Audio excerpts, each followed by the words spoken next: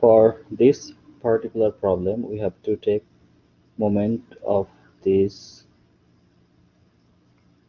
forces about point A. So if we consider anti-clockwise moment positive um, and clockwise moment as negative, that is the usual convention, but you can use this one or vice versa, doesn't matter. This is just the sign convention. So for this problem, given f1 is 77, um, f2 is 67, f3 is 61, and the distance x is equal to 1.7.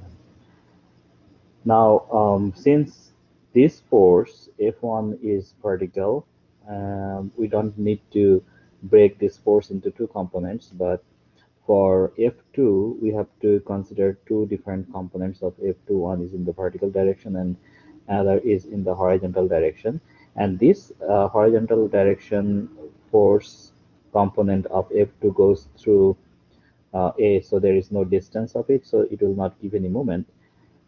Similarly, for F3, we can divide it into two different components. One is vertical component and another is horizontal component. So this portion will not give any moment, similar to this one, since the line of action of this force goes through point A, and there is no moment arm for this horizontal component.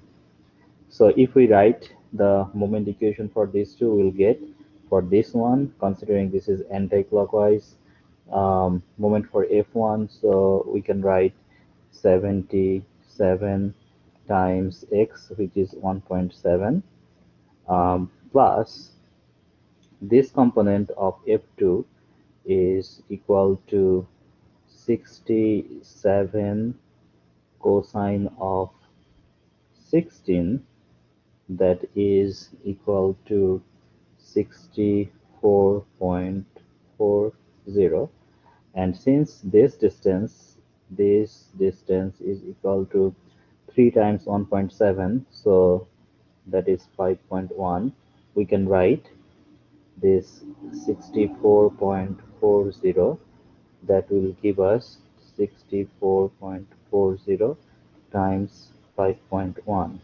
and these two moments are this way anti-clockwise. Remaining is F3.